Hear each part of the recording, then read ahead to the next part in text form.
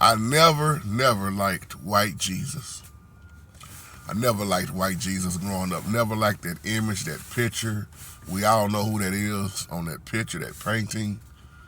Let me tell you something. This is a video response back to you, T-Boat.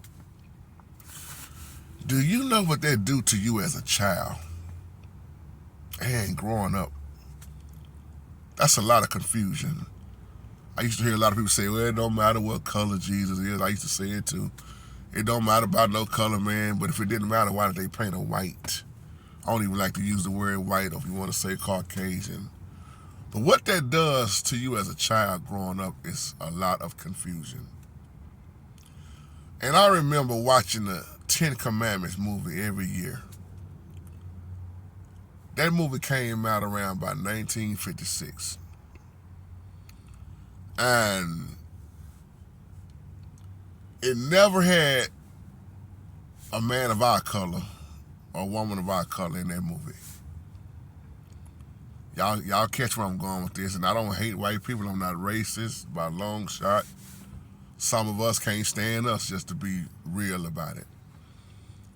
This is not an attack on white people. I'm just responding back with the way I was brought up. When I would go to different churches, Christianity already did a number on our people. But you go in different churches, there's white Jesus hanging on the wall. You know, the blue eyes. And that picture sticks in your mind. And then, first of all, you got all this racism going on, right? Oh, don't let me start talking about the 70s. The riots and all the police brutality, the water hose hosing us down, slavery, etc., etc. So then you paint a picture of a white Jesus in our mindset to really keep us throwed off, and then you keep movies out like Roots, redo movies like Roots, or then you keep coming with movies like 12 Years of a Slave, Mississippi Burning, to my old school people, Rosewood. I'm just naming a few. To paint that picture in your mind, to let you know that you got this white Jesus, you got Christianity, and not to add it, like, well, let me add this in. We like animals. We come from monkeys. We Gentiles. All my life I heard that. And I remember working with a guy who was a white man.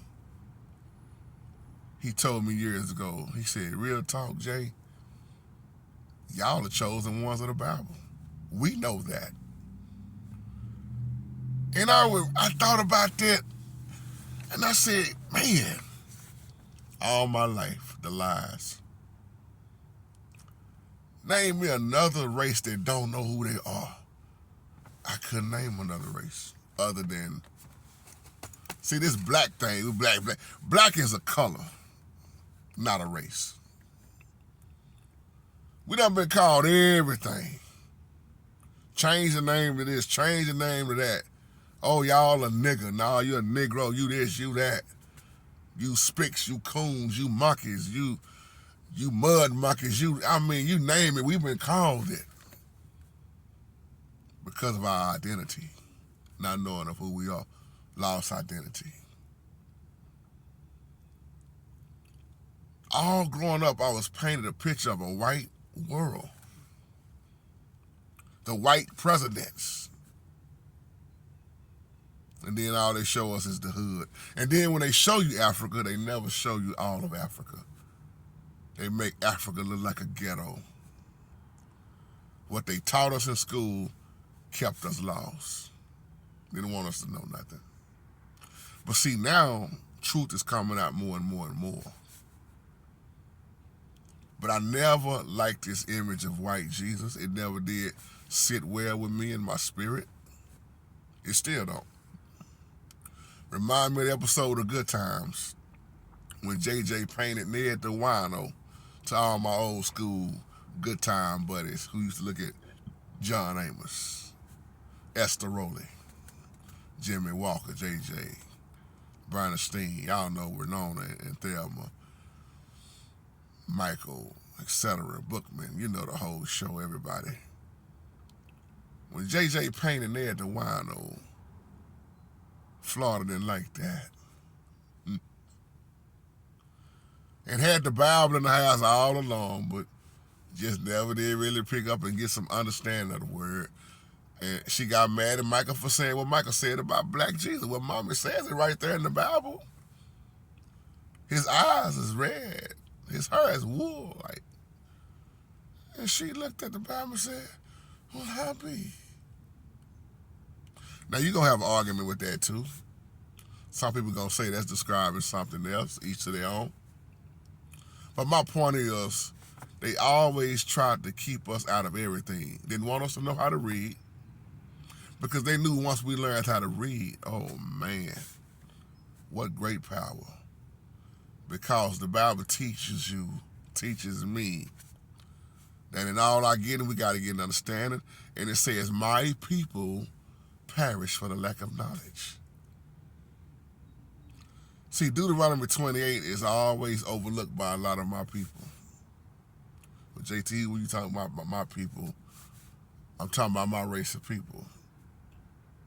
How long and how many Bibles have we had throughout this lifetime? And we still, I'm talking about some of us, don't know who we are. Still killing each other. Still murdering each other. Still taking in poison.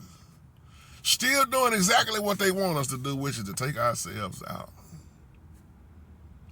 Like Malcolm X said years ago, who told you to hate yourself? Who told you to hate the color of your skin?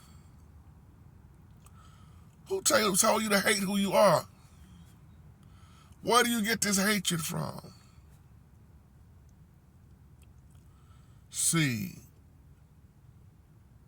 there's a series that came out with Forrest Whitaker, Harlem, Godfather of Harlem. And that guy that's playing Malcolm X in that movie is doing a very good job. I don't know his name, but there's a scene in there because Forrest Whitaker's daughter was strung out on drugs. You know, they got the best of her. But as she started getting ready to change her life around, she met with Malcolm. And Malcolm asked her, who told you to hate yourself? Now check this out. She had a different answer. She said, I know you're going to say the white man. And then his daughter said, my daddy taught me to hate myself. She said, because of all the good that he do in the community, all that stuff that he's doing, he's still just a nigga. And he don't see it. See, some of us was taught how to hate ourselves by our own parents. Think about that. Some of us was brainwashed with this white Jesus through our own church, through our own house. I'll leave you on that. Shalom.